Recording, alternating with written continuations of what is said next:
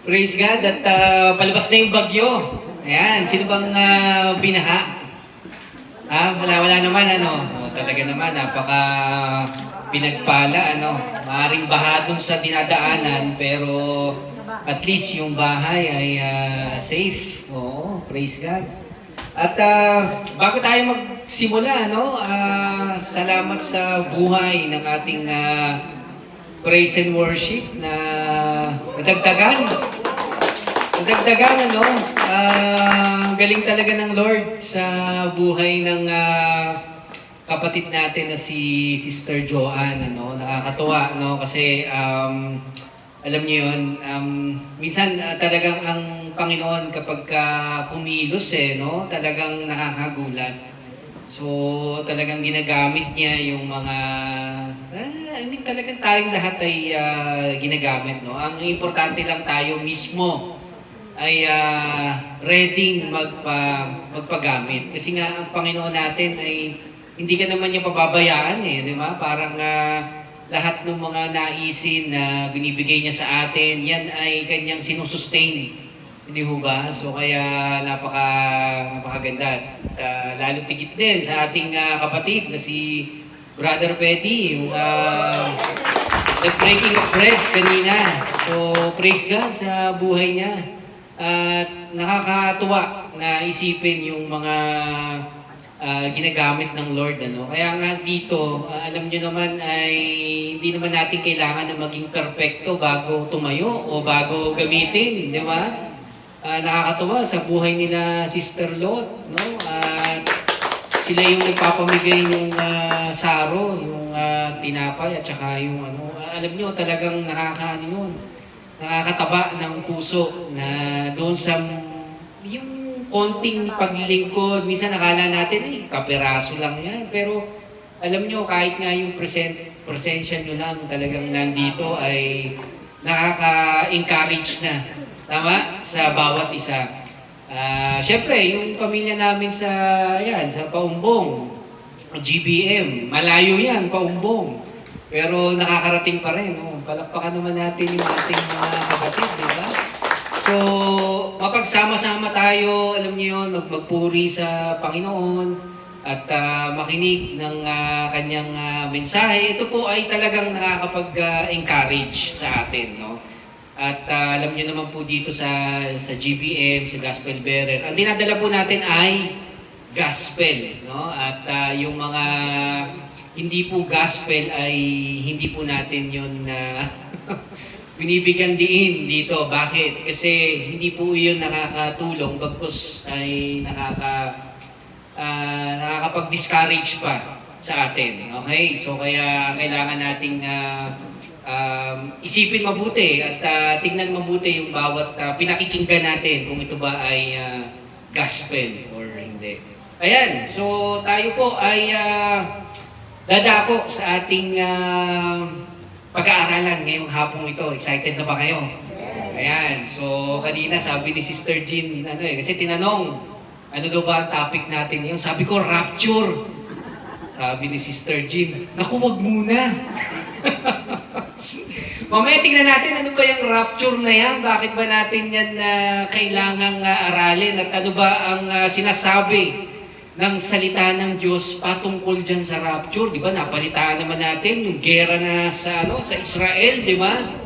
Medyo, although right now ay based sa news, medyo nagkaroon ng ceasefire, no? Dahil sa kay Trump, no? Parang nagkaroon ng arrangement. Pero still, we are not sure right now na kung ano yung susunod na mangyayari, ano yung susunod na magiging move ng Israel dito at saka ng Iran. Pero ang nakaka-amaze ay ito po ay katulad ng sabi ng nanay ko kanina. Sabi niya, di ba, ito ay na-prophesy na, ito ay naisulat. Di ba kaya ang galing ng Bible? Dahil ito po ay, ang Bible po ay very accurate. Hindi ho ba? Kasi ito ay ilang daan taon na ito nasulat, pero ngayon nakikita natin yung events na nangyayari. Diba, ang galing ng Panginoon. Imagine niyo kahit yung detalye ng kung paano papatayin si Kristo, 700 years po ito nasulat eh. 700 years sinulat ni Isaiah. Sumulat siya, ganito mamamatay. Okay, ang ating Messiah. Pero nangyari to, after 700 years. At yung detalye, gayang-gaya. Wala kang makikitang iba noon, kundi sa Biblia lang. Hindi ba? Kaya nakaka-amaze yung Bible. Kaya ang Biblia po talaga ay accurate. Kaya may mga nasusulat pa dito na hindi pa nangyayari. Pero right now, nasasaksihan natin. So titignan po natin yan. Kaya ito po yung ating topic for today. At alam ko po ang marami sa inyo ay excited. Pero yung iba, baka inisip nyo, ano ba pakialam po sa Israel at saka sa Iran na war. Naku, malaki po bilang Kristiyano. Malaki po ang dapat nating malaman patungkol po sa Israel. Kasi yan po ang bayang pinili ng Diyos. Okay, so dati hindi natin alam ano ba yung mga Israelites na yan? Ano ba yung Israel na yan? Totoo ba yan? O kwentong kutsero lang yan? Kwentong barbero lang yan? Pero hindi po. Ito po ay pawang katotohanan at ito po ay nangyayari. Okay. So, ang topic po natin today ay pinamagatang no longer under the wrath of God. Hindi po daga, no? Wrath. Hindi, ano yan? Wrath, galit. Okay, hindi po daga. Okay, so dito may daga pero nahuhuli ng aming mga pusa. Kaya hindi na kami under ng wrath. Pero under wrath of God, yung mga unbelievers.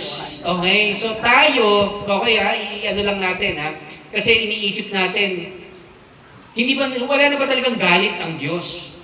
Wala na ba talagang impyerno? Meron po, mga kapatid. Totoo po yung impyerno kasi kung hindi naman totoo yung impyerno, wala na tayo dapat dito.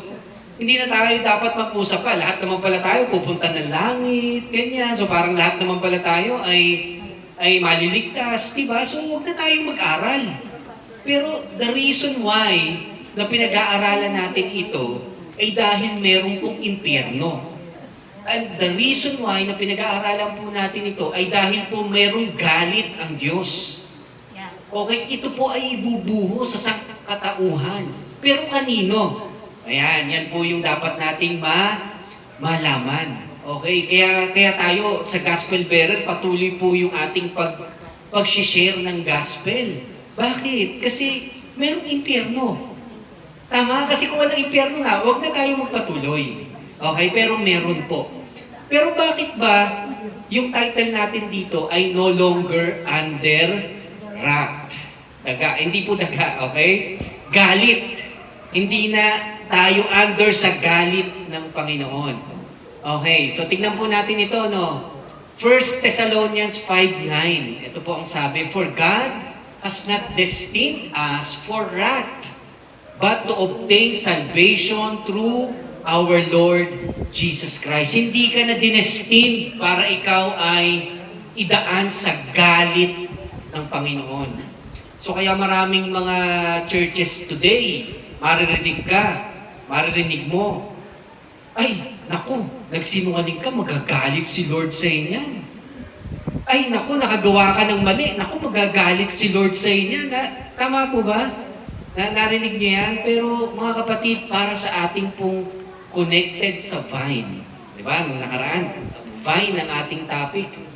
Lahat tayo ng mananampalataya doon sa naniwala kay Kristo, mga kapatid, hindi na po tayo under galit ng Diyos. Okay? Pero lilinawin ko, may galit ang Diyos, ha? Pero hindi ka na under sa galit ng Diyos. Bakit? Yan ang sasagutin natin ngayong hapon ito. Excited ba kayo? Ayan. Amen. Amen.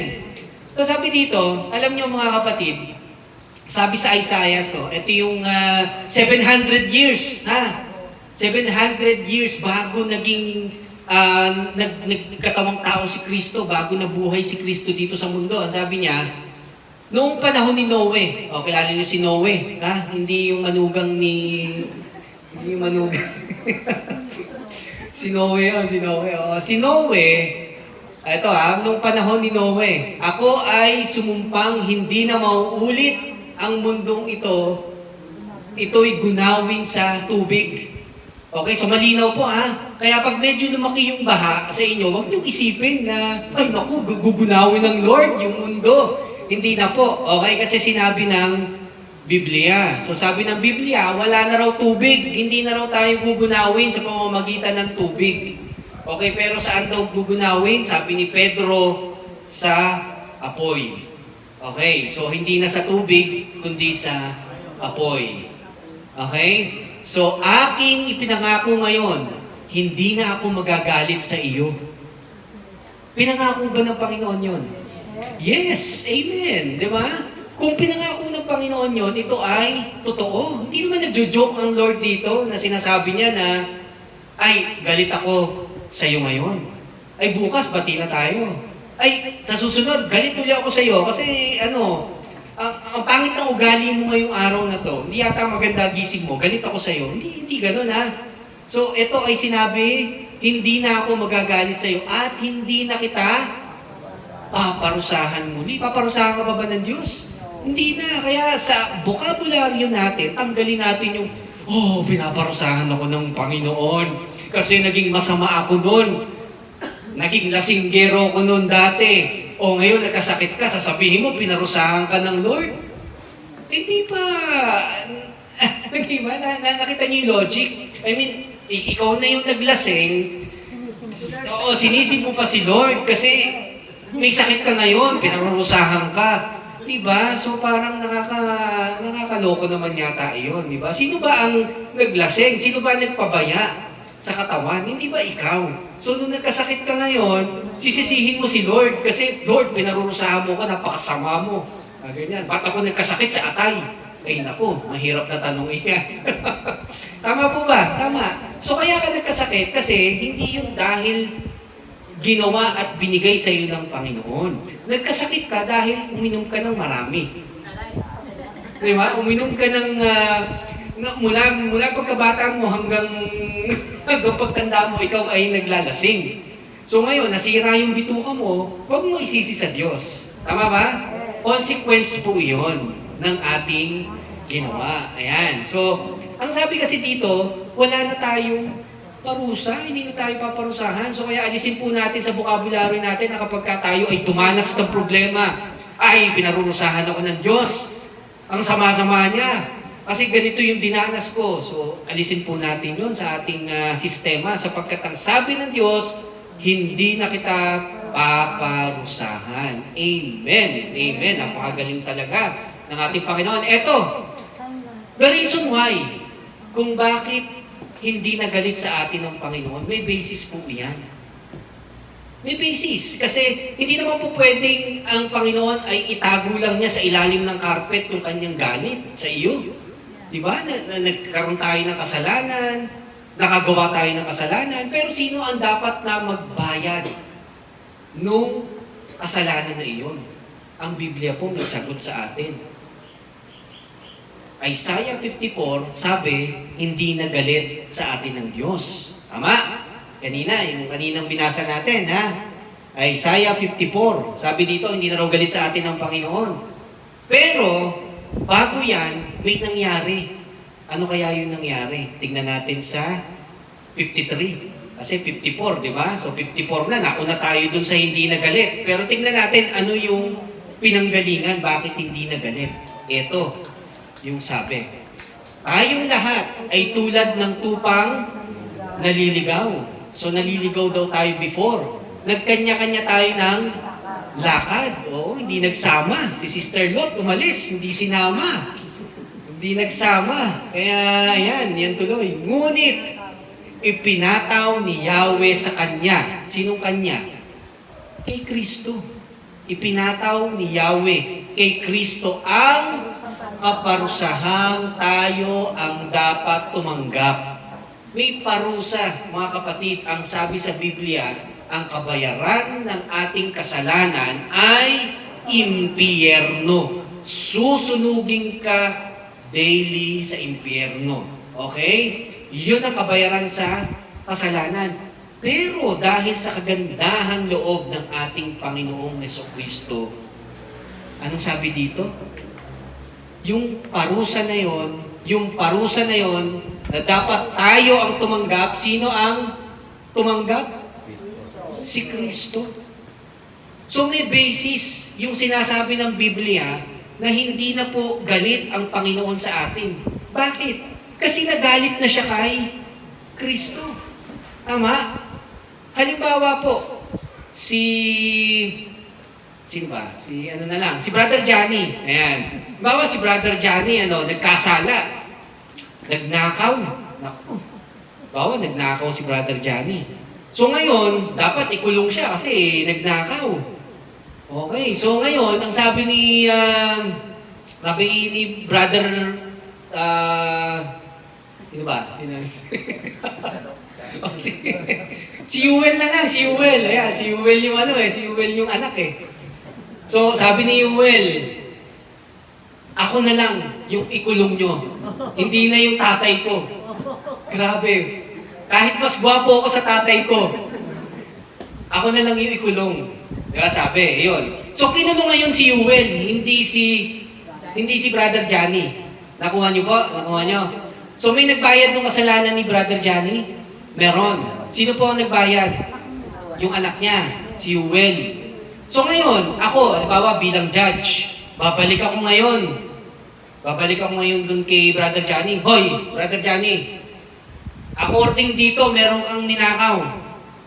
Kailangan mo itong pagbayaran. Ano sagot ni Brother Johnny? Ay, Brad, Judge, hindi na pwede. Hindi nagbayad na. Yung anak ko. Pag ginawa mo yan, ang tawag doon ay double jeopardy sa batas. Hindi mo na pwedeng pagbayaran yung kasalanan na ginawa mo na. Kasi nga nagawa mo na yon at napagbayaran na yon, di ba? So, yun yung basis natin ngayon. So, bakit natin sinasabi na wala na tayong kaparusahan ay dahil mayroon na, 2,000 years ago, meron ang nagbayad ng ating mga kasalanan.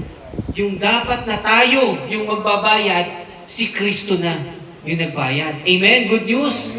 Amen, amen. Grabe talaga ang Lord, nakaka-amaze talaga yung kanyang pag-ibig sa atin. Kaya tuloy natin to. Siya ay binugbog at pinahirapan, ngunit hindi kumibok. Diba?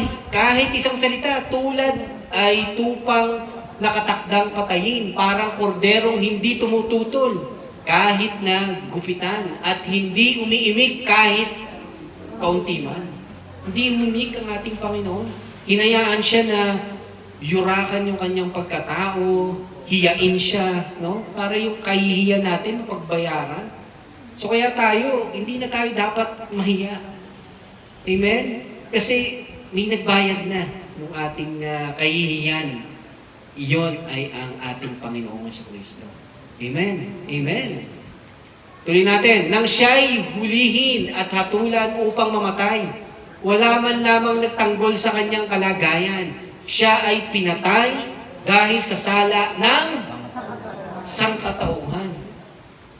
Yung kasalanan ng sanlibutan, ipinatong, inilagay sa katawan ng ating Panginoong Jesucristo. At yun, yung galit ng Panginoon doon, ibinuhos, mga kapatid.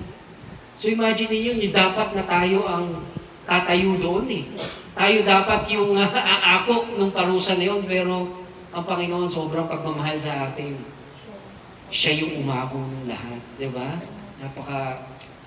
Kung ganyan yung Savior talaga natin, grabe, di ba? Wala ka nang hahanapin pa. Kasi merong iniisip natin, teka, paano yung mga magagawa kong kasalanan sa susunod? Mga kapatid, huwag mo na isipin yun. Pag nakafocus ka sa Panginoon, mga kapatid, hindi mo na maiisip yung gumawa pa ng kasalanan. Bakit? Kasi nakafocus ka nga sa Kanya eh, di ba? So, the more na nagfo-focus ka sa Kanya, the more na nawawala ka sa kasalanan mo, the more na hindi ka nakaka-focus dun sa iyong sarili, the more na, alam mo yun, gusto mo lang lagi yung pag-ibig ng Diyos sa iyo. Yung kung paano Kanya minamahal. Amen? Amen? Di ba? Napakaganda po. Tingnan natin. Siya ay inilibing na kasama ng masasama at mayayaman. Hindi po porket mayaman ha, ay masama na. Okay? So, ang Panginoon ay gumagamit po ng kayamanan ng mundong ito upang ipahayag pa rin yung gospel. Amen? Kahit na siya ay walang kasalanan o nagsabi man ng kasinungalingan. Sinabi ni Yahweh, ang kanyang paghihirap ay kalooban ko. Ouch! Hindi ba napakasakit nun? Kalooban ng Ama na ipako yung kanyang anak para sa iyo. Para sa akin. Di ba? Parang sa isang magulang napakasakit po nito. Tama na makita mo yung anak mo na naghihirap, di ba? Pero iyon ay hindi ipinagkait ng Ama sa iyo.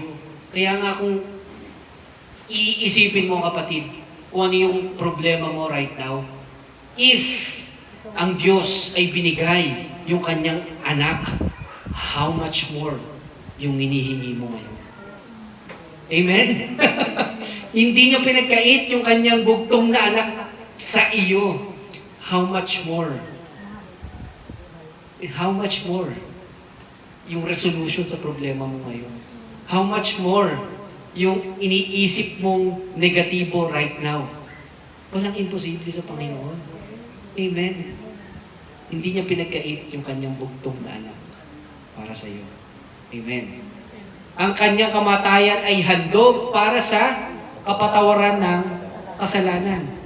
So kung napatawad na pala, na ihandog na si Kristo, di ba, ang question sa atin ngayon, bakit pa rin right now iniisip mo na hindi ka napatawad ng Diyos sa iyong mga kasalanan? Mga kapatid, kung iyan ang iyong mentality, kung iyan ang iyong iniisip, mga kapatid, burahin mo na yan. Burahin mo na yan. Kasi ang sabi ng Panginoon, handog para sa kapatawaran ng kasalanan. Buong kasalanan, kapatid. Ganun ka kamahal ng Diyos. Ganun kanya kamahal. Dahil dito'y mabubuhay siya ng matagal, makikita ang lahing susunod sa Kanya, at sa pamamagitan niya ay maisasagawa ang aking panukala. Marami pang plano ang Panginoon natin. Marami pang mangyayari. Kaya nga eto, nandito tayo sa kalagitnaan. Makikita natin kung ano yung gagawin ng Panginoon. At ang maganda doon, nakasulat. Nakasulat dito sa Biblia. Kaya, excited ba kayo? Tingnan natin ha, kung anong nangyayari right now. Kaya eto, ano ang basis natin? Isaiah 53. Bakit hindi nagalit ang Panginoon sa atin? Naintindihan po? May basis. Hindi lang niya basta tinago sa carpet, sa ilalim ng cabinet, yung ating mga kasalanan. But rather, si Kristo mismo ang nagbayad ng kasalanan natin. Okay? Naintindihan? Naintindihan. Amen. Amen. So kaya, galit pa ba sa iyo ang Lord? Hindi na. Huwag mo nang isipin na galit sa iyo ang Panginoon. Yes, nagkakamali tayo. Yes, nagkakasala tayo. Pero mga kapatid, ang pag-ibig at pagpapatawad ng Diyos ay kailanman hindi nawala. Dahil tinapos na ni Kristo sa krus ng Kalbaryo. Amen? Amen. Come on, palakpakan naman natin ang Panginoon. Grabe, no?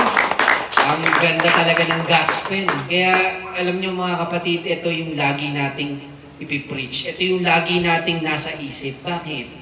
Kasi, dahil dito sa gospel, tayo ay gumaling, tayo ay pinagpala, tayo ay pinaboran. Di ba lahat binigay sa atin ng Panginoon? Kaya, kung ano man yung problema mo, kapatid, di ba? Kayang-kaya yan. Amen, amen. So, tingnan natin. Ang Biblia ay totoo. Kapag naisulat dito, siguradong mangyayari. Alam niyo ba, ang bansang Israel ay matagal na wala sa mapa ng mundo. After ni Christ, after 70 years ni Christ, yung Israel ay naglaho na parang bula Nagkalat sila sa iba't ibang dako ng mundo. Ini-scatter sila kasi ito ay na-prophecy ng Biblia. So wala pong Israel mula 70 AD after death ni Christ hanggang 1947. Hanggang 1947 walang Israel. Ang nakakapagtaka at ang nakaka-amaze mga kapatid, isang araw lang itinayo ng Panginoon ang bansang Israel. Oh, alam niyo yun? Alam niyo yun? Gusto niyong makita mga kapatid na ito ay sinabi sa Biblia na isang araw lang itatayo ko ang bansa ko. Okay, tingnan natin mga kapatid. Ito ang sabi. Isaiah 66 verse 8. May nabalitaan na ba kayo o nakitang ganyan? Isang bansang biglang isinilang. Isang bansa, isinilang. Ang Zion ay hindi maghihirap ng matagal upang ang isang bansa ay kanyang isilang. Mga kapatid, May 14, 1948, May 14, mga kapatid, Israel became a nation. Imagine niyo walang Israel for how many years? Almost 2,000 taon. Yung lugar ng Israel na yon ay ano lang yon, talagang masukal. Napakapangit, mga kapatid. Pero nung pinabalik ng Lord yung Israel doon, isang araw lang, isinilang yung Israel. Oh, grabe, no? Diba? Kaya pag, alam niyo yun, kapag yung Biblia yung nagsabi, diba? May isang bansa ba na biglang isinilang? Diba bigla na lang sumibol bigla yung Israel. At imagine kahit na napakaliit na bansa nito, pinag-aagawan. Kaya nga, yung Russia, yung Iran, gusto nila yung bansang Israel. Kasi yung lupa doon, sagana sa langis. Imagine niyo may langis, pero at the same time, yung mga halaman, napakaganda ng tubo. Magandang lupa. Kasi nga, bakit? Kasi pinagpala sila ng Panginoon eh. Kaya pag sinabi ng Lord na itatayo ko yung bansa ko sa isang araw lang, ito ay mangyayari. Ang tanong, do you believe the Bible? Amen. 700 years 700 years bago dumating si Kristo. At si Kristo, mula nung time ni Kristo hanggang 1948, 1,900 years. So ilang libong taon yun, pero naganap at nangyari. At nandito na tayo, kapatid. Nandito na tayo. Malapit na. Nakikita na natin yung mga signs ng end times. So tingnan natin, ano ba yung pag sinabing end times, yung katapusan ng mundo at saka yung last days. Merong ganyan sa Bible. So tingnan po natin. Pag sinabi ng end times versus dun sa last days, mga kapatid, ito yun. Pag last days, sinabi ng Biblia, ito daw ay nagsimula nung Pentecost. Nung time na yung Holy Spirit ay pumunta kila Pedro at nangaral sila. Di ba? Yung nagkaroon sila ng iba't ibang lengguwahe. Yan yung simula ng last days. Pero yung end times, nagsimula nung pinanganak muli ang Israel. So, nasa na tayo ngayon? Nasa end times. Dahil, anong sabi rito? 1948, ipinanganak yung Israel. So, nasa tayo ngayon? End times. Oh, malapit na mga kapatid. Malapit na at nangyayari yung mga bagay-bagay dahil ito po ay naisulat. Pakita ko lang sa inyo to, ha? Sana ito ay maintindihan nyo. At bigyan natin ng konting kilitik yung inyong imagination. Kung nasa na tayo sa timeline ngayon, ha? Okay? Sabi ni Pedro sa Bible, 1,000 years is just one day sa Panginoon. And one day is 1,000 years. So, regardless, di ba? Kung ano yun. Pero ang sinasabi ng Biblia ay merong laging completion. Ano kaya yung completion? Di ba nung nagpahinga siya, ika-7th day. Tama? So, yung unang araw, kinreate niya yung langit, yung liwanag, hanggang sa nung ika-6th day, kinreate niya yung tao. Tapos nung ika-7th day ay nagpahinga ang Diyos. Ika-7th day. Tandaan niyo yung ika-7th, ha? Kasi titingnan natin dito. Okay. From Adam, nung time na kinreate si Adan, okay, hanggang kay Abraham, ito po ay 2,000 taon. O so, ilang araw yon? 2 araw. Okay? Kasi 1,000 years is 1 day. Okay, nakuha. Pag hindi makasunod, may kape. Pasensya na, ha? Medyo, hindi ko alam kung bakit pinapatouch ng Lord sa akin itong topic na to. Pero ito po ay, sa tingin ko ay napapanahon. Kasi upang alam natin kung anong nangyayari sa ibang bansa. Sa ibang bansa po ay, yun nga, nagkakaroon na ng gera sa Israel at saka sa Iran. So anong connection nito sa atin at sa end times? Okay, so nakita nyo kanina, 1948, pumasok na tayo sa end times. So tayo po ay nasa huling mga araw bago dumating ang ating Panginoon. Okay, balikan natin. Abraham to Jesus ay 2,000 years. Si Abraham, kilala niyo si Abraham. Okay? So, hindi yan yung lolo ni Nanay Juanita. Okay? So, si Abraham ay, ang anak niya ay si Isaac at saka si Jacob. Okay? From Jesus, okay, so dumating na si Jesus, no?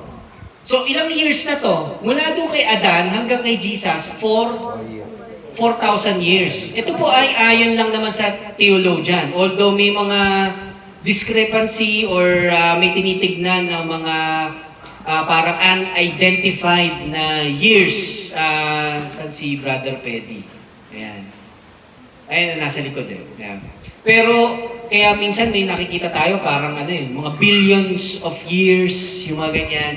So, ito po ay based lang din po sa mga theologian, no? Pero ito po ay widely spread sa Christian doctrine.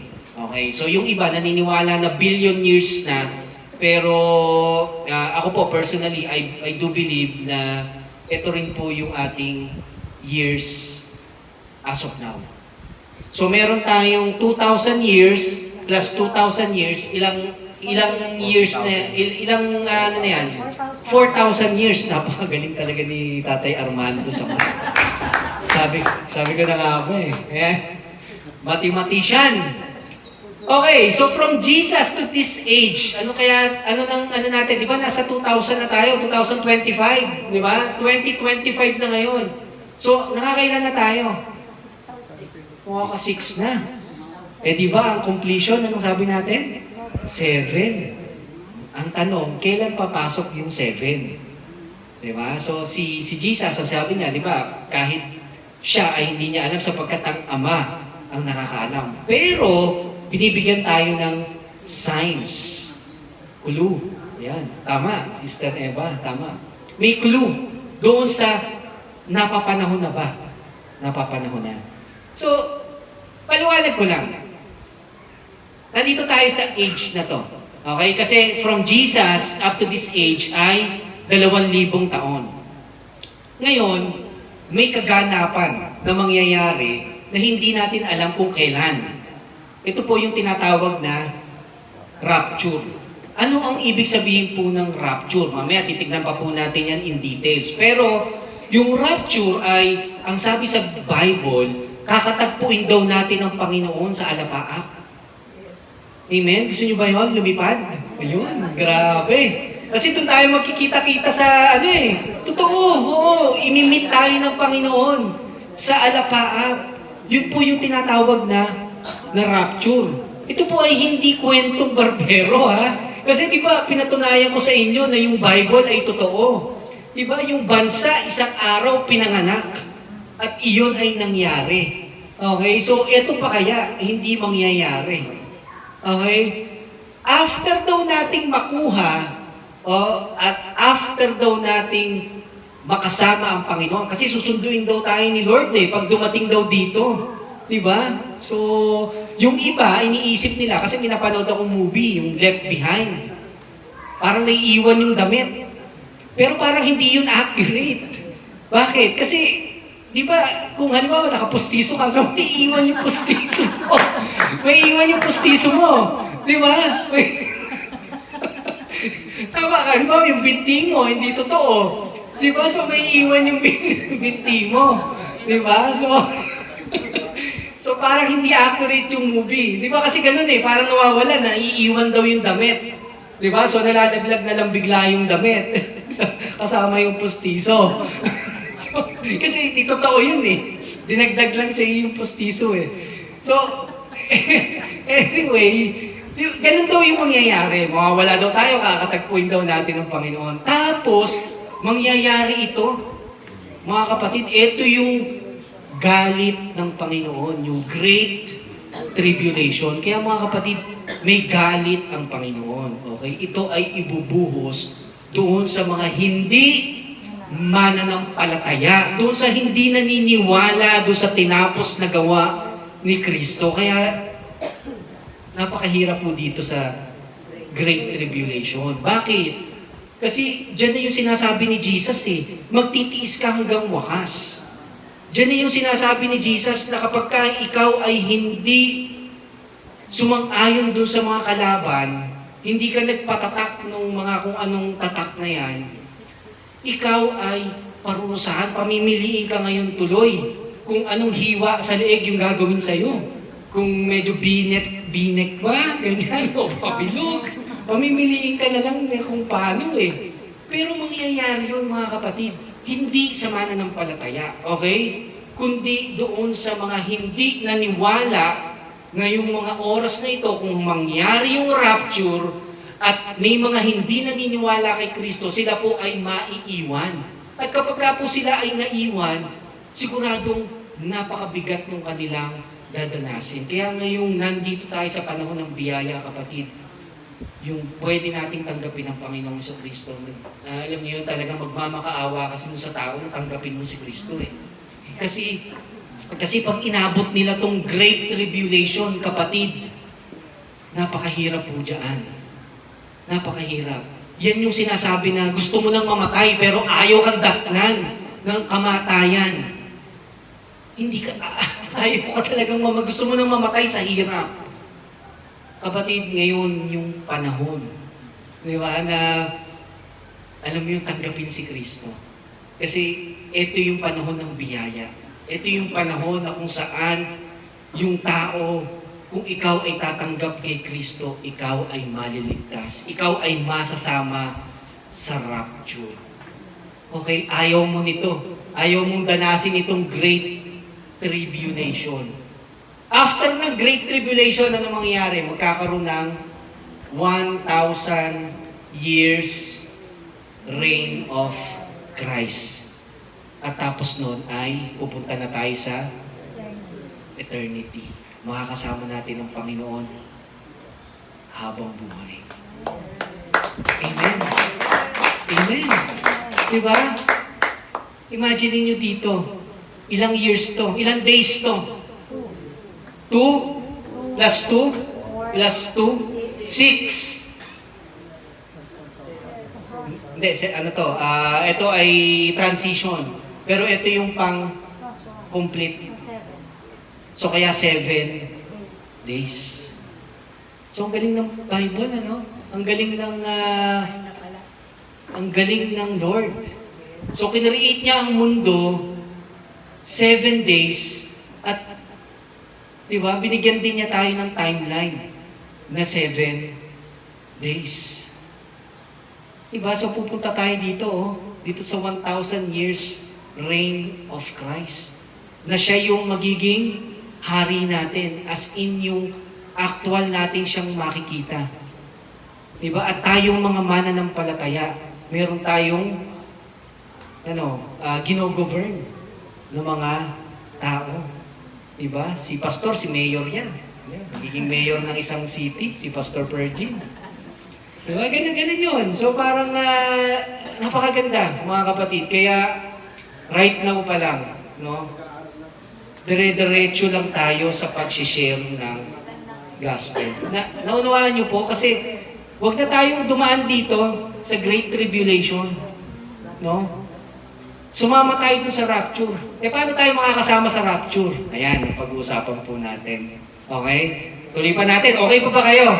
Gising pa. Ayan, sige, kasi pag natulog na, hindi kayo makakasama sa rapture. Joke lang po yun, ha? Okay. Mga kapatid, naganap na eh. Ito, naganap na. Ha? Napag-usapan natin kanina na yung Israel ay naging bansa na. Okay? So, tingnan natin to. Ito ay na-prophesy 700 years plus 1,900. So, do the math. Ayan, si Tatay Armando, sayang, kung nandyan. Nasagot na sana ni Tatay Armando yun. Basta, 1,900 years plus 700 years. So, ito po yung edad nung aklat na ito. So, ang sabi dito, titipunin ko kayo mula sa iba't ibang bansa upang ibalik sa inyong bayan. Nangyari na? Yes! Naganap na, mga kapatid. Kaya nga yung Israel, nandun na sa Israel ngayon. 2,000 taon, wala ang bansang Israel. Pero bakit ngayon ay nandun na sila? Kasi yan po ay naisulat.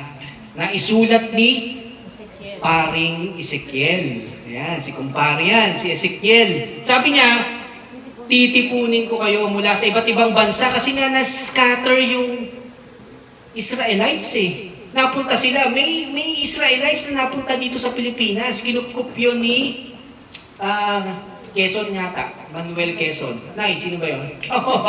Oo, 1948 yun. Kinukup. Dahil nga doon sa World War. So, even yung Pilipinas, nagkup-kup tayo ng mga Hudyo. Na tayo ay nagbalik doon sa bansang Israel. Kaya ang Pilipinas ay isa rin sa bumoto para maging bansa ang Israel. Kaya sila nandoon. So, imagine, di ba? Pero, di ba sabi sa Bible, yung kumakampi sa Israel, ay yun ay pinagpapala. Di ba? O yun, I will bless those who bless you. Di ba? So, parang, I will curse those who curse yung bansang Israel. Okay? Pero nakakalungkot mga kapatid, may mga Kristiyano na galit sa bansang Israel. Kasi nga hindi na raw yan yung ethnic, yung talagang origin na Israel. Pero mali po yun. Kasi yan po ay continuation ng prophecy ng Biblia. Okay? Naunawaan po. So tuloy po natin naganap na. Ito, naganap na rin to. Ezekiel, anak ng tao, kumuha ka ng isang putol na kahoy at sulatan mo ang kaharian ng Juda. Pagkatapos kumuha ka ng isa pa at sulatan mo naman ang kaharian ng Israel. Pagkaraan noon, pagduktungin mo ito na parang iisa ang hawak mo. Okay, so paano yan?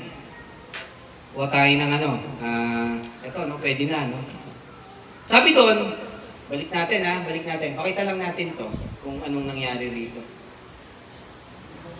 Ayan, Kumuha ka ng isang putol ng kahoy. So, halimbawa, ito yung isang putol ng kahoy. Okay? So, i-props na natin, Sorry. Gagamitin niyo pa ba? Ayan. So, ito raw yung isang putol ng kahoy. mga kapatid Ano sabi? O, susulatan daw. Halimbawa, sinulatan na natin to ng kaharian ng Juda. Pagkatapos, kumuha ka ng isa pa. Kumuha pa raw tayo ng isa pa. Okay, so buti na lang, dalawa yung nandito. Nakalimutan ko kasi kumuha ng kahoy. Ang dami-daming kahoy dito eh. Ba't hindi ako nakakuha eh? O yan dalawa na yung kahoy natin isa. Ayan, okay. So ito yung isa, no? So dalawa na. Okay, anong sabi? Pagkaraan noon, pagduktungin mo ito, parang isa ang hawak mo. Okay? So pagduduktungin daw natin, parang isa yung hawak.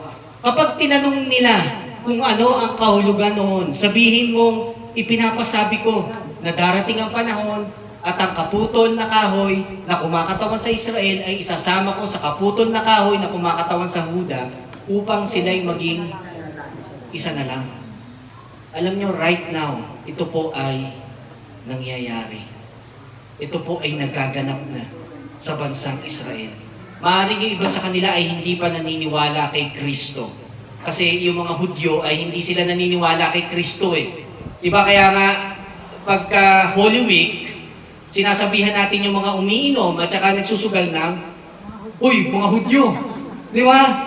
Kasi nga hindi sila naniniwala kay Kristo. Tama? Kaya ang tawag ng mga Kristiyano sa kanila ay Hudyo. Kasi hindi sila naniniwala kay Kristo. Pero ito po ay nangyayari na. Marami ng mga Hudyo na naniniwala kay Kristo. Okay? So anong sabing gagawin? Pagduktungin mo ito na parang isa ang hawak.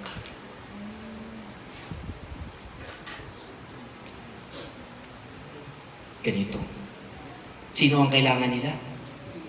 Ang krus. Ang finished work ni Jesus. Ang galing, no? Pinakuha ng dalawang stick, tapos hawakan daw sa isang kamay. At pag hinawakan ito, yun yung makapag-iisa sa bansang hiwalay na Israel. Amen? Amen. So, kapatid, kung ano man yung broken sa iyo right now, kaya ito ng krus ni Kristo. Amen. Amen. Wala siyang hindi kayang pagduktungin. Wala siyang hindi kayang pagbatingin, mga kapatid, sapagkat ang krus ni Kristo lang ang pwedeng gumawa nito. Do you believe that? Amen. Kung naniniwala ka dyan, para sa iyo. Amen. Palakpakan natin ang Panginoon, di ba? So, ang galing, di ba? Parang pinakita pa rin sa atin na yung krus pa rin ni Kristo ang makapag-iisa sa bansang Israel. Kahit nandun sila sa bansa nila, marami pa rin na nag-aaway. Alam niyo yun? Pero, di ba, sabi ni Christ, peace I leave to you. Di ba? I give to you. Yung peace ni Kristo. Si Kristo lang po ang makakagawa noon. Amen? Amen. So tuloy natin. Ito. Alam niyo po na ito na yung magaganap na. Malapit na, mga kapatid. Malapit na. Malapit na. Tingnan natin to. Ezekiel 38. So yung Ezekiel 36 nangyari na. Bumalik na sila dun sa bansa nila.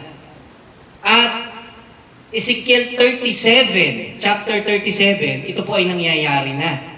Sapagkat dahil sa preaching ng gospel, marami na rin po ang mga Hudyo na tumatanggap kay Kristo. Amen?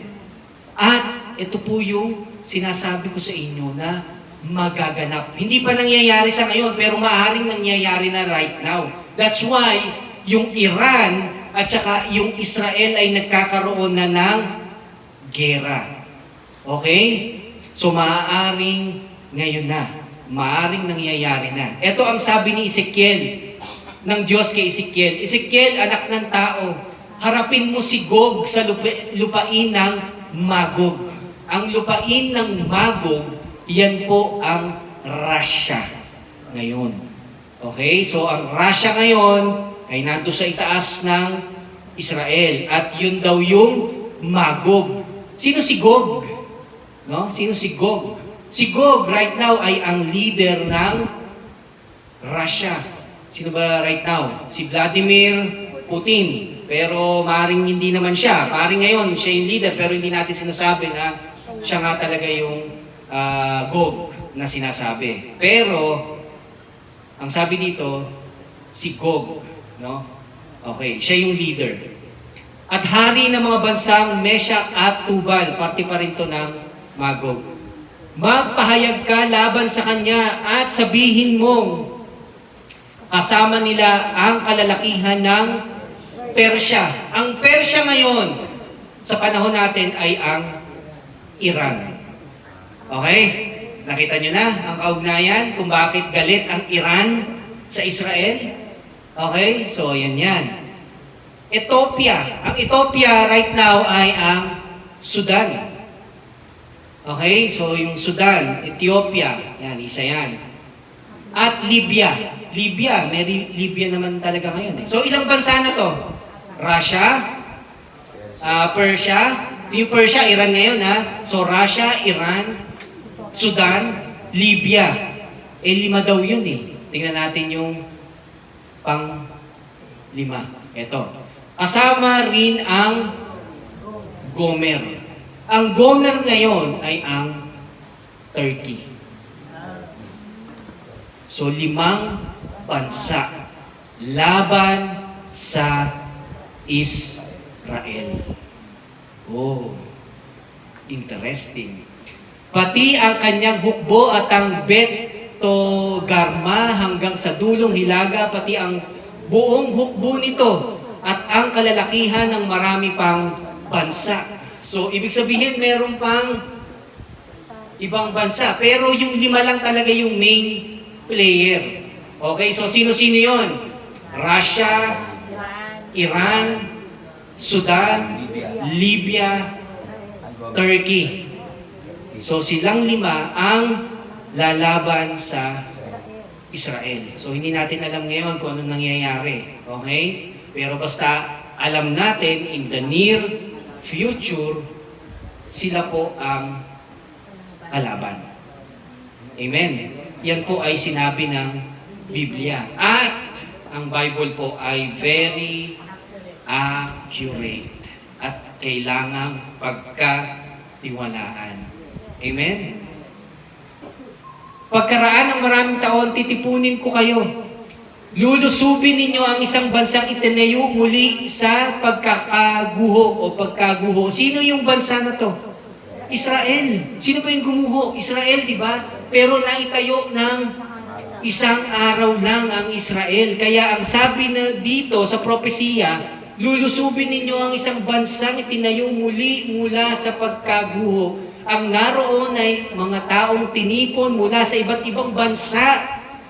Ang klaro, mga kapatid. Di ba, sino ba yung bansa? Sino ba yung naging bansa ngayon? Sino ba yung tinipon mula sa iba't ibang bansa at dinala doon sa bayan na yun? Ang Israel lang.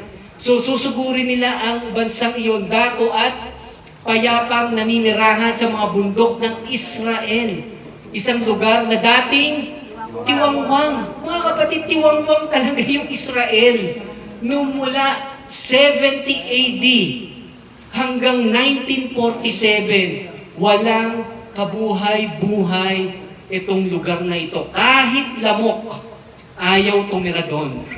Dahil ang bansang ito ay tiwangwang at walang naninirahan. Pero, itinayo ng Panginoon just one day. Bakit? Kasi naisulat niya.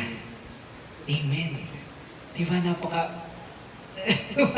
Si Kristo ay may pangako sa atin ang ating pisikal na katubusan. Anong ibig sabihin po nito? Mga kapatid, wag po tayong mag-worry. Alam natin, kaya kung mababalitaan natin mga kapatid na merong lindol, kagabi si Sister Jean, sabi niya nga, malakas daw yung buhawi dun sa may gawing wawang pulo. Pero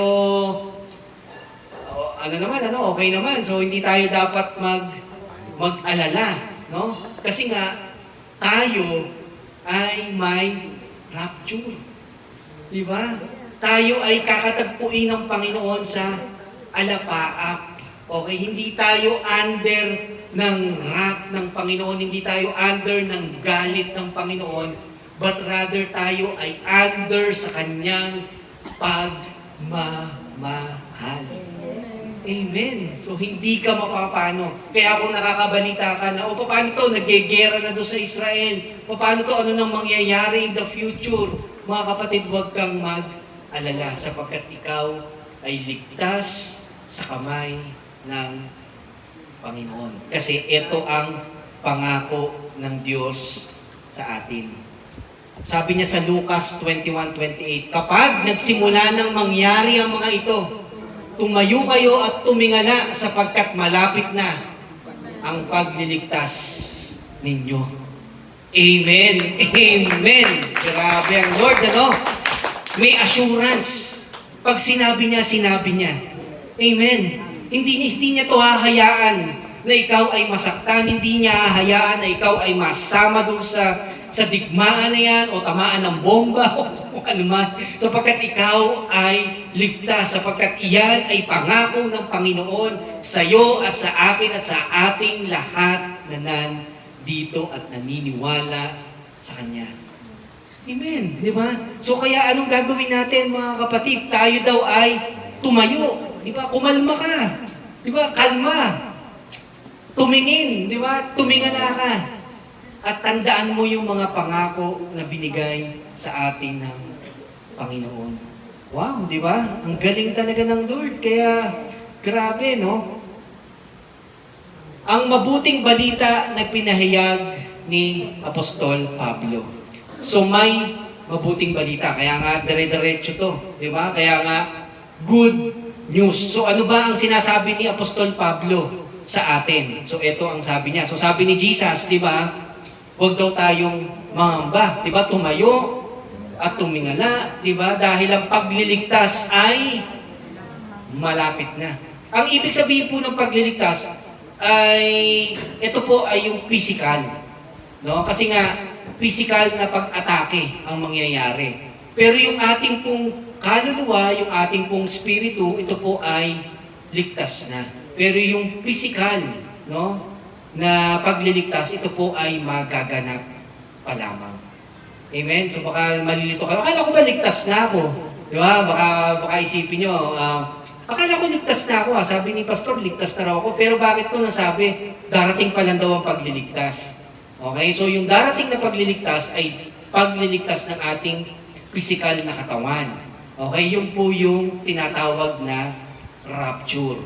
Okay, so pag na-rapture tayo po ay maliligtas yung ating katawan. So kaya yung mga deformities natin sa ating katawan, ito po ay mawawala. Okay, so may deformities, yung may mga tumataas yung sugar. So pagdating nyo doon, pag tumataas yung BP, di ba? Ano ba yung mga tumataas? Di ba? Ang daming tumataas sa katawan natin. Pero pag dumating yung pagliligtas sa ating physical na katawan, wala na po yan. Di ba? Pwede ka na kumain ng asukal. Kahit, di ba? Sabay talaga ng Lord. Okay, ito ang sabi ni Apostol Pablo. Tingnan natin, anong oras na ba? Mukhang abutan na tayo ng rapture dito, mga kapatid. Mga kapatid, nais naming malaman ninyo ang katotohanan tungkol sa mga namatay na upang hindi kayo magdalamhati tulad ng mga taong walang pag-asa. So may mga namatay. Di ba? May mga mahal tayo sa buhay, namatay na. Ang importante yung mga namatay na yon ay naniwala at tumanggap kay Kristo. Naniwala sa tinapos na gawa ni Kristo. Dahil kung hindi, may impyerno pong naghihintay sa kanila. Kaya po natin binabahagi si Kristo. Kaya po natin pinapatanggap yung tao. Diba, sinishare po natin sa kanya yung gospel. Diba, na mag-respond siya doon sa pagkakatawag sa kanya ng Panginoon. Kasi, meron pong impyerno. Pero, doon sa mga naniwala, anong sabi dito? Nais naming malaman ninyo ang katotohanan tungkol sa mga namatay na. Ito na yung mga namatay. Hindi kayo magdalamhati. So, hindi tayo magdadalamhati, hindi tayo malulungkot.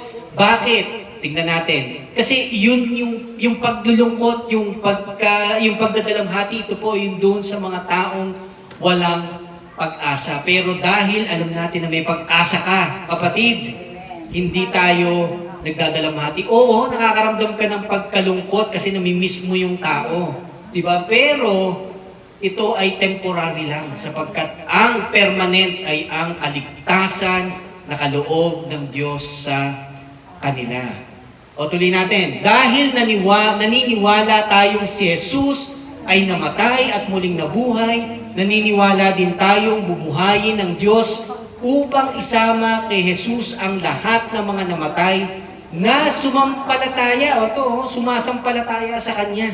Kaya napaka-importante po na tayo ay sumampalataya kay Kristo sapagkat hindi man po tayo abutan ng rapture, mga kapatid, okay lang kasi tayo ay bubuhayin muli ng Panginoon. Amen, di ba? Napakagandang balita para sa atin. Pero ang tanong, sumasampalataya ba tayo sa Kanya? Okay? So yan ang iniiwan na tanong sa atin ni Apostol Pablo. Ito ang tinuturo ng Panginoon na sinasabi namin sa inyo. Tayong mga nabubuhay pa at natitira pa hanggang sa pagparito ng Panginoon ay hindi mauna sa mga namatay na. So tayong mga buhay. Okay, tayong mga buhay. Sa araw na iyon ay marinig ang tinig ng arkanghel at ang tunog ng trumpeta ng Diyos. At ang Panginoon mismo ay bababa. Ito yung sinasabi ko kanina, ang Panginoon mismo ay bababa mula sa langit na sumisigaw at ang mga namatay na sumampalataya kay Kristo ay bubuhayin muna. Malinaw po ito. So bababa ang Panginoon mula sa langit, bababa si Jesus Christ sa alapaap at yung mga namatay ay kanyang bubuhayin. Di ba? Bubuhayin niya. Next, pagkatapos, tayo namang mga buhay pa. O, eto So, pakikalabit yung ating mga katabi. Buhay pa ba? Buhay pa. Okay, kung buhay ka pa. Okay, yan ang isa sa qualification. Buhay pa. Okay, na masasama sa rapture. Kasi kung tulog ka na, bubuhayin ka pa rin. Siyempre, di ba? Pero kapag ikaw ay buhay pa at gising pa ngayon, hindi ka pa inaantok. So, ibig sabihin ikaw ay masasama sa rapture. So, ano sabi? Pagkatapos tayo naman mga buhay pa at natitira ay titipunin sa alapaap. Nagubulol na ako. Alapaap. Titipunin daw tayo doon. Magkikita-kita tayo doon. Hindi ba doon tayo magmi-meeting? Di ba, makikita natin, di ba? Kaya yung damit nyo, baka kasama nyo dun yung damit nyo, pati pustiso nyo. Pati yung pustiso, huwag yung iwan yung pustiso kasi mahirap yun, di ba? Lalaglag nun. Kasama ng mga binuhay. O so yung mga namatay, una, binuhayan, binigyan ng bagong katawan, tapos tayo, na buhay pa, ay binigyan din ng bagong katawan, hindi na iwan yung pustiso Tapos binit natin ang Panginoon sa alapaap. Yan ang sinasabi ng Biblia. So yan po yung mangyayari kasama ng mga binuhay upang salubungin ng Panginoon sa himpapawid. Diba? Exciting. Grabe, no? Para tayo ibon. Diba? Baka si Sister Edith, mga gano'n. Mga ganun-ganun si Sister Edith doon, no? Grabe. Sa gayon, makakapiling natin siya pakailanman. Amen. Amen. Grabe, no? Yan ang pangako ng Panginoon at ito po ay mangyayari. Kung ikaw ay naniniwala at pinatunayan ng Panginoon kung gaano katotoo ang Biblia, ito po ay totoong mangyayari. Amen?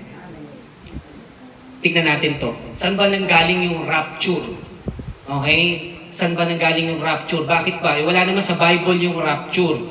Tama, wala sa Bible yung rapture. Pero, ito lang yung naging translation. Then, we who are alive, who are left, anong qualification? Buhay, at saka natira dito, will be caught up. So, ibig sabihin ng caught up, no? Parang dinungkot, parang biglang kinidnap. Kasi sabi ni Apostol Pablo, in a twinkling of an eye sa Corinthians. Ibig sabihin, pag kumurap ka, ganun kabilis. Bago ka na kagad, nandun na kagad tayo sa alapaap. Yun yung mangyayari. At yung caught up, ang ibig sabihin po sa Latin, okay, ay rapturo. Sa English ay rapture. Okay, so naintindihan nyo kung saan nanggaling yung rapture. Yung rapture ay doon nanggaling sa caught up. Ibig sabihin, dinukot. Ibig sabihin, kinidnap. Bigla ka na lang nawala. Okay? Ganun pabilis. Okay?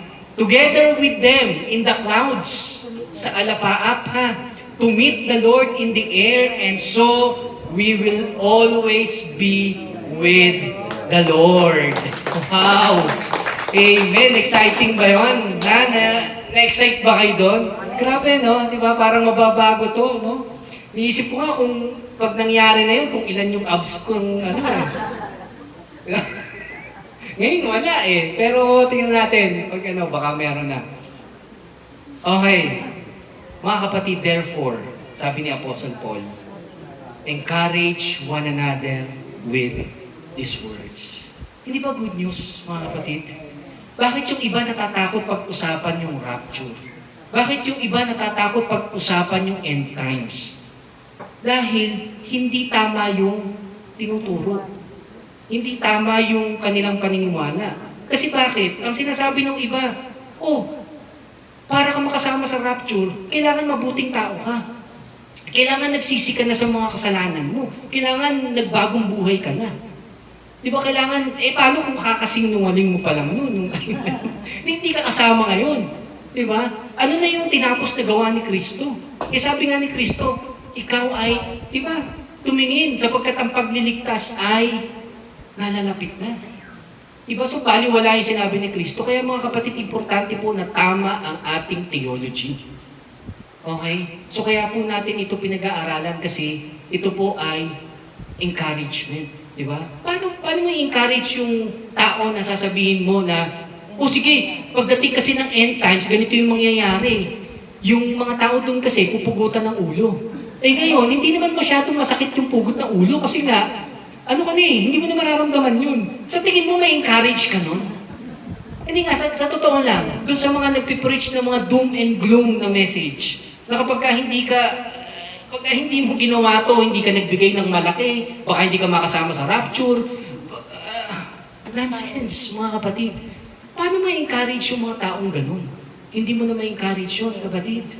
Diba? Pero ang sabi ni Apostol Pablo, dahil kasama ka sa rapture, dahil ikaw hindi na under the wrath of God. Wala na yung galit ng Panginoon sa'yo dahil lahat ng galit na yan ay binuhos na sa katawan ni Kristo Jesus. At upang ikaw ay mapatawad sa lahat ng mga kasalanan mo.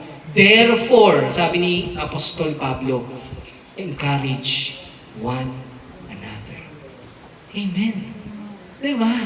Ang sarap mag-encourage kayo. Diba? Sarap pag-usapan ng end times. Kasi yung iba ayaw ng end times eh. Bakit? Kasi nga, natatakot sila. Natatakot sila na hindi makasama sa rapture. Kapatid, kasama ka sa rapture. At ikaw ay pinagpala. Ito pa ang sabi. For God has not destined us for wrath. Ikaw ba ay tinadhana upang lasapin ang galit ng Panginoon? Hindi.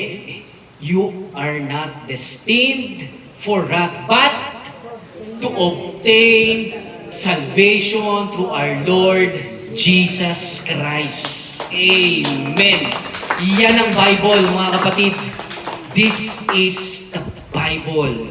Yan ang sinasabi ng Biblia, mga kapatid.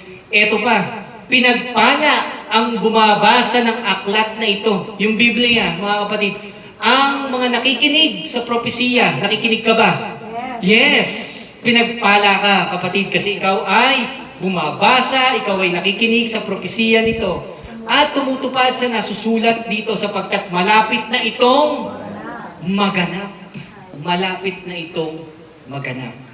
Alam niyo, at the end, there will be a great wedding. Great wedding between us and Christ. Merong wedding. Alam niyo mga kapatid, si Jacob. Si Jacob ay apo, no, ni Abraham. Si Jacob ay nakita niya yung kanyang mapapangasawa nung 77 years na siya. 77 years old. Medyo bata pa, naiwanita, no? So pwede pa. 77 nung natagpuan ni Jacob yung kanyang mapapangasawa. Alam niyo ba, mula nung 1948, ipinanganak ang Israel. Anong year ngayon? 2025. 1948 minus 2025, Tay Armando, anong sagot? Ang sagot doon ay 77. Oh, coincidence. Hindi mga kapatid, kasi malapit na. Ulitin ko. Si Jacob, nakita niya yung kanyang mapapangasawa, si Rachel, nung 77 years old siya. Okay? Ang ginawa nung biyenan niya ay sinabihan siya na magsilbi ka for 7 years. Okay? 7 years, kailangan magsilbi ka. Mag-igib ka, magputol ka ng kahoy, lahat, maging alipin ka muna namin. Which is ginawa ni Jacob. 77 years old si Jacob noon. Kapatid, ulitin ko 1948 at saka ngayon ay 2025. 1948 minus 2025 is 77 years. Okay? At magkakaroon, sabi ng Bible, ng marriage si Christ at saka tayo. Si Jacob kinasal after 7 years. So kung 77 years ngayon, yung pagkakapanganak ng Israel at tayo ay nasa end times, 2025. 2025 plus 7 is 2032. Galing talaga ni Tatay Armando. 2032. Okay? At kung titignan natin yung timeline nung kung kailan namatay si Christ, ito ay 33 AD. At kung 2032, so, yun. Pero hindi ko sinasabi okay? Basta mangyayari. Okay? 2025 plus 7, 2032. At si Christ ay namatay nung 33 AD plus 2000. So, we are near sa pagpasok sa millennial kingdom. Okay? So, yan po ay, sabi nga, wala nakakaalam kung sino, pero we are just basing the counting sa Bible. Sabi ni Christ, lahat ay mararanasan yung signs. Okay, so punta tayo sa life application. Ano ang life application? Habang hinihintay natin ang pagbabalik at rapture na mangyayari in the near future. Ang sabi dito, tandaan, hindi na galit ang Diyos. Okay? Hindi na galit ang Diyos sa akin. Napaka-importante po niyan.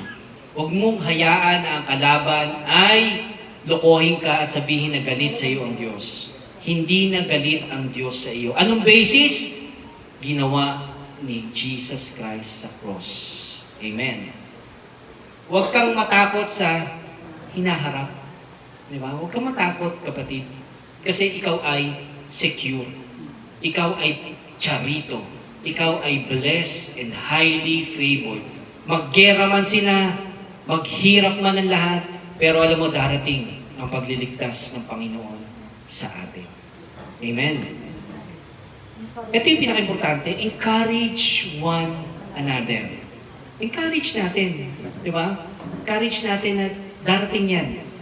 At tayo ay maliligtas.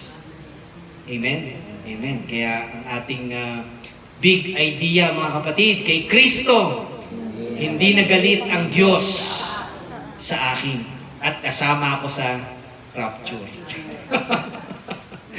Amen. Amen. Tayo po ay tumayo at tayo po ay manalangin. Ama, maraming salamat nga sa oras na ito na pinagkaloob mo sa amin. Tunay nga na napakabuti mo sa buhay namin, Panginoon.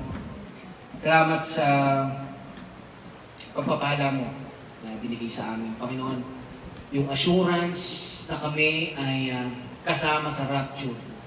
Panginoon, kami ay nasa end times. At sabi nga ng Biblia, in the end, Panginoon, ay marami ang magiging lovers of themselves, sumusobra ng sama ng mundo, sobrang ang gulo na, ang dami ng sakuna na nangyayari, earthquake, volcanic attack, yung mga kakaibang climate change, storms, at lahat pa ng nangyayari ngayon, Panginoon.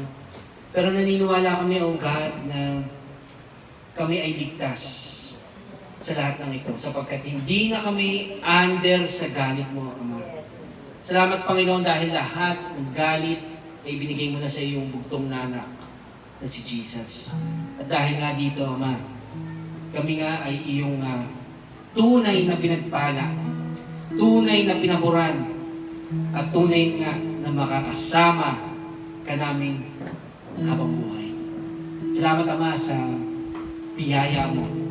Ama, marami sa amin ang problema right now, financially, or even health condition, Panginoon. Father God, naniniwala kami na ikaw ay naging mahirap upang kami ay iyong pagyamanin, iyong pagpalain, Panginoon. Naniniwala din kami na iyong mga latay, sa iyong mga latay, Ama, kami po ay tunay na gumaling. Tinanggap mo ito lahat ng pasakit upang kami po ay makatamasa ng ginhawa. Salamat, Ama, sa ginawa mo sa krus ng Kalbaryo. At Panginoon, bilang pagharap sa linggong ito, naniniwala kami na kami ay tunay nga na pinagpala at hindi ka galit sa amin pagkos kami nga ay iyong pinagpala na at pinaburan. Salamat nga, ito nga po ang aming panalangin sa matamis sa pangalan ng Jesus. Amen. Palakpakan niya po natin ang kanina mga kapatid kung siguro halo-halo pakiramdam niyo po habang nakikinig, no? May halong takot, may halong excitement, may halong hindi mo maintindihan. Ewan ko kung ako lang po ba nakakaramdam nun? Pero mga kapatid habang nag-share po si Pastor Paul, nakita ko yung galit na ibinuhos ng Diyos mula sa kasalanan sa katawan ng ating Panginoong Jesucristo. Tapos, nakita ko rin naman yung pagmamahal na binuhos ni Kristo para lang mainaban tayo sa krus ng Kalbaryo. Para saan?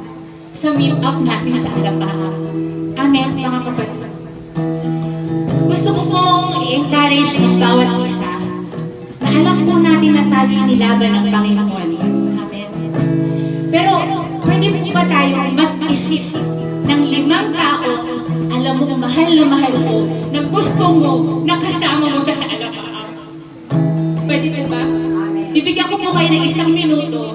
Kausapin niyo ang Panginoon, Lord, gusto ko po yung mahal ko sa buhay na ito ay maisama mo po sa iyong harapan, sa iyong paanan. Amen. Sige po, tayo po ay puligid. Sige po, hingin mo sa Panginoon, kahit 5 o 10 tao, 3 tao, 1 tao, mahal mo sa buhay, anak mo, asawa mo na wala pa kay Kristo. Idalangin mo, iiyak mo sa Panginoon, Lord, Gusto ko po maranasan niya. At kasama ko po siyang umasa sa darating na pagharap natin sa halamaan. Come on and sing. Oh, hallelujah. Lord, tinataas po namin ang mahal namin sa buhay, Panginoon. At sa habang ito, gusto po namin umawit sa iyo. All out, O God. Pagpapasalamat sa ginawa mo sa krus ng Kalbaryo, na alam po namin, nilaban mo po kami hanggang sa dulo, Panginoon, para sa aming kaligtasan, O God. Hallelujah. Oh, purigi ka, Jesus. Awitin po natin sa Panginoon.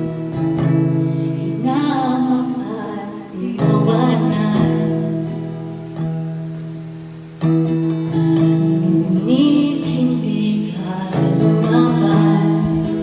Hanggang sa isip mo, Panginoon. Hanggang sa isip mo'y ako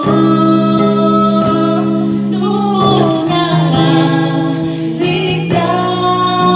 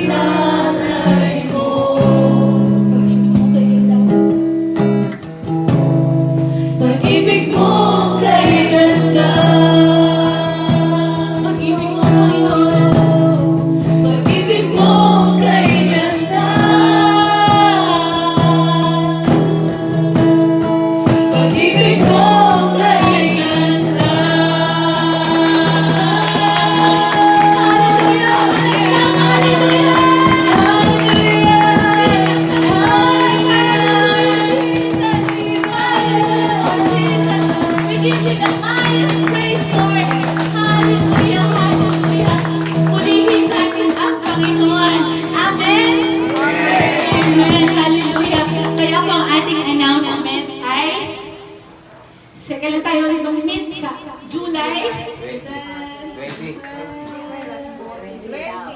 20. Aray ko. Next. At sabi po sa Biblia, sabi ko na snatch them out of fire. Agawin natin sila sa apoy ng hukom ng Panginoon. Tayo nagpapasalamat tayo. Tayo inagaw ng Panginoon sa paghukom. Amen? Wala nang paghukom sa atin. Pero meron pa po tayong mga kaibigan, mahal sa buhay. It's snatch them out of fire. Amen? Pwede po ba yun? Invite natin sila sa susunod nating gathering. Amen. Baka sabi sa katabi mo, mag-i-invite ako. Ipapakilala ko sa'yo next week. Ay, next week. Alright. Next Sunday. Alright. Tinatawagan ko po si para po sa akin na doon. Palakpakan po natin ang ating Panginoon. Kayo po ba ay na-bless? Amen. Hallelujah. Napakaganda po ng mensahe ngayon sa atin. Tunay na galit ng Diyos ay talaga hindi na ibinilang sa akin. Kaya salamat sa Diyos sa pag-ibig ng lobo sa atin. Tayo po manalangin. Panginoong Banal, makapangyarihan sa lahat. Salamat po Ama sa hapong ito, sa pagdaos namin, sa pakikinig namin na iyong biyaya, Lord God. Salamat sa salita mo, Panginoon. Ito ay nagagamit namin, Lord God, na mag-encourage sa mga mahal namin sa buhay, mga anak, kaibigan, Lord God, o asawa na hindi pa namin. Tulungan mo kami, Lord, na gamitin mo kami, Panginoon, na kasangkapan na madala namin sila sa iyo, Lord God, sa iyo, upang makasama namin sila, Panginoon, sa darating na rapture, Panginoon. Kasama ka namin, Panginoon. Salamat, Lord, sa pag-ibig mo na hindi mo kami pinabayaan, Lord Jesus. Lord, salamat din po sa mga tao. Narito, Panginoon, naging excited na makarinig na yung salita, Panginoon. Excited na dumalo, Lord God, at sa darating na sunod na pag-ibig po namin, Panginoon, maasa kami na madagdagan pa po, Panginoon, maging excited na mag-invite pa, Panginoon, ng mga magsabuhay, Lord God. Salamat sa pag-iingat mo sa amin, sa pagpunta namin dito, hanggang sa aming pag-uwi, Lord God. Ang iyong mapagpalang kamay at patulong ako sa amin upang kami makarating na maayos at ligtas sa aming mga tahanan. Lord God, salamat din po sa pagkain na aming pagsalusaluan. Salamat sa mga taong nag-bless nito, nagbigay nito, nagkaloob nito. Patuloy mo silang pagpalain, padaluyin mo, Panginoon, sa araw-araw na kinabuhay ng pagpapalat, pag-ibig, Panginoon. Muli sa iyo namin tinataas at maraming salamat sa pangalan ni Jesus. Amen.